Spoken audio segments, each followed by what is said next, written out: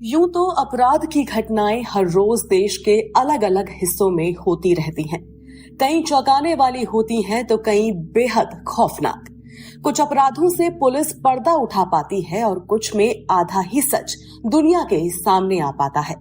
ऐसा ही एक रहस्यमयी मामला था एक्ट्रेस दिव्या भारती की मौत का। बॉलीवुड की डॉल कही जाने वाली एक्ट्रेस दिव्या भारती का नाम महज 19 साल की उम्र में 21 फिल्में कर बॉलीवुड की टॉप एक्ट्रेसेस में गिना जाने लगा था। लेकिन 1993 में हुई उनकी मौत ने पूरे देश को चौंका दिया था। इस मौत को हादसा कहा गया। किसी ने आत्महत्या का नाम दिया तो किसी ने हत्या का। लेकिन असल में उस रात दिव्या के साथ क्या हुआ था, ये आज तक रहस्य बना हुआ है। 5 अप्रैल 1993 को दिव्या हैदराबाद से मुंबई दोपहर बाद लौटती हैं और उसी दिन अपने लिए एक फ्लैट की डील को फाइनल करती हैं। घर लौटने के कुछ ही देर बाद दिव्या के पास फैशन डिजाइनर नीता लुल्ला का कॉल आता है कि वो फिल्म आंदोलन की ड्रेस को फाइनल करने के लिए दिव्या से मिलना चाहती हैं।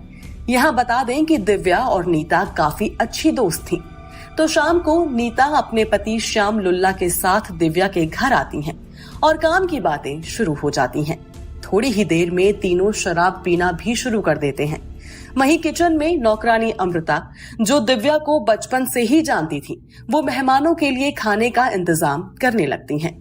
रात के 11 बजते हैं तो दिव्या किचन में जाती हैं और वहां मौजूद एक खिड़की पर बैठने की कोशिश करती हैं और तभी उनका बैलेंस बिगड़ता है और वो 5वीं मंजिल से गिर जाती हैं। आनन फानन में दिव्या को हॉस्पिटल लेकर जाया जाता है, लेकिन पहुंचने से पहले ही दिव्या की मौत हो जाती है। सुनने में ओपन एंड शट केस लगने वाली ये कहानी पेचीदा होनी अब शुरू होती है। दरअसल जिस खिड़की से गिरने से दिव्या की मौत हुई थी, उस खिड़की पर ग्रिल या कह लीजिए कि स्टॉपर ही नहीं लगा था, लेकिन उस बिल्डिंग की सभी खिड़कियों पर स्टॉपर था। दिव्या खिड़की से जहां गिरी थी वहां पार्किंग लॉट था। गाड़ियां खचाखच भरी रहती थीं, लेकिन जिस रात दिव्या की मौत हुई उस रात एक भी गाड़ी वहां मौजूद ही नहीं थी। इतना ही नहीं, दिव्या की मौत के कुछ महीने बाद उनकी नौकरानी की भी मौत हो गई थी, जिसे इस केस में एक अहम चश्मदीद माना जा सकता था। हालांकि नौकरानी की मौत का कारण हार्ट अटैक बताया गया।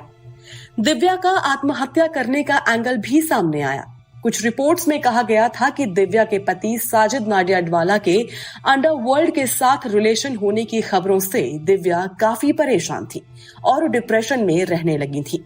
दिव्या ने कई बार खुद को चोट पहुंचाने की भी कोशिश की थी।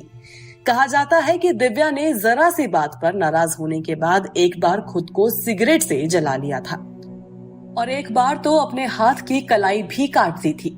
ये दोनों ही निशान मरने तक उनके हाथ पर मौजूद थे। हालांकि दिव्या की मौत के बाद उनकी मां ने आत्महत्या या हत्या दोनों ही एंगल को पूरी तरह से खारिज कर दिया था। उनका कहना था कि दिव्या हंसती खेलती लड़की थी, मस्ती मजाक में वो खिड़की से गिर गई होंगी। वो इतनी अच्छी और समझदार थीं कि कोई क्यों उनको मारना चाहेगा। वैसे बता दें कि पुलिस ने अपनी जांच में दिव्या की मौत को हादसा ही करार दिया था और केस बंद कर दिया था। दिव्या की मौत को कल 30 साल से अधिक हो जाएंगे, लेकिन दिव्या की ये मौत हादसा थी, हत्या या फिर आत्महत्या, ये ठीक से कोई नहीं जान पाया, क्योंकि 5 अप्रैल की उस रात को उस घर में असल में क्या हुआ था, ये राज भी दिव्या के साथ ही चला गया। तो दिव्या की मौत को लेकर आपका क्या मानना है? आपकी क्या थ्योरी है? जरूर शेयर कीजिए हमसे अपने व्यूज अपने कमेंट्स के थ्रू और सब्सक्राइब करना बिल्कुल न भूलें हमारा चैनल डार्क टेल्स, जहां हर रोज हम आपके लिए लेकर आते हैं कुछ खास तो कुछ खौफनाक क्राइम स्टोरीज।